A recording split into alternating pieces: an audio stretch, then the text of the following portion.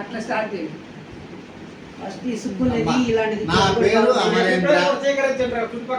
నా పేరు అమరేంద్ర. వ్యవసాయ శాఖలో అగ్రికల్చర్ ఆఫీసర్గా చేరి జాయింట్ డైరెక్టర్గా రిటైర్ అయ్యి ఇప్పటికి 20 సంవత్సరాలు అయిన ఈ నా ప్రయాణంలో దగ్గు, జలుబు, తుమ్ములు, డయేరియా, జ్వరం అనేవి నన్ను అంటిపెట్టుకుని ఉండి అసిస్టెంట్ డైరెక్టర్ వరకు.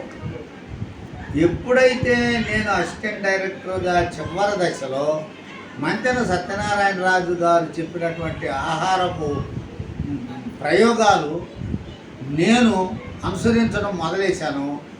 ఈ మొత్తం కూడాను నా ప్రయాణంలో ఆ దగ్గు లేదు, జలుబు లేదు, తమ్ములు లేవు, డయేరియా లేదు, జ్వరం లేదు.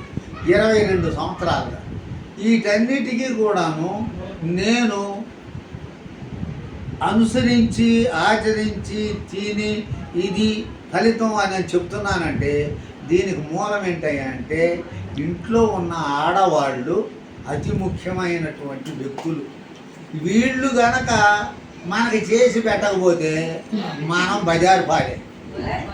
కాబట్టి మన అందరికీ కూడాను ఇంట్లో ఉన్నటువంటి ఆడవాళ్ళు సహకరించి వాళ్ళు గనక మనకు అన్ని విధాల ఇందులో ఆ కూరగాయ రసాన్ని, ముఖ్యంగా ఒక్క కూరగాయ రసం చాలమ్మా, ఈ కూరగాయ రసాన్ని కనుక ఇస్తే దీన్ని తాగి నేను ఏ విధంగా ఉన్నానో ప్రతి ఒక్కళ్ళు కూడా హాయిగా ఆనందంగా వాళ్ళ జీవితాన్ని ఈ దగ్గు, జలుబు, తుమ్ములు, డయేరియా, జ్వరం అనే ఈ నార్మల్ రోగాలు ఇమీడియట్గా అంటిపెట్టుకునేవి మన చుట్టూతానే ఉంటాయి.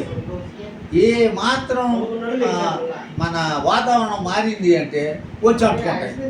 అలాంటి ఏవి కూడా మన దరిదాపుల్లోకి రావమ్మా.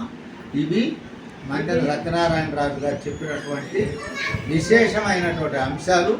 ఇవి ఆచరించాలి అంటే ఇంట్లో ఉన్నటువంటి ఆడవాళ్ళు సహకరించనిదే, వాడు చేసి పెట్టనిదే ఏ మగవాడు ఎందుకు పనికిరాడు. మేడం మీ పేరేంటి మేడం? నా పేరు గుణసుందరి. మీరు ఎప్పటి నుంచి తాగుతున్నారు కూరగాయల రసం? కూరగాయ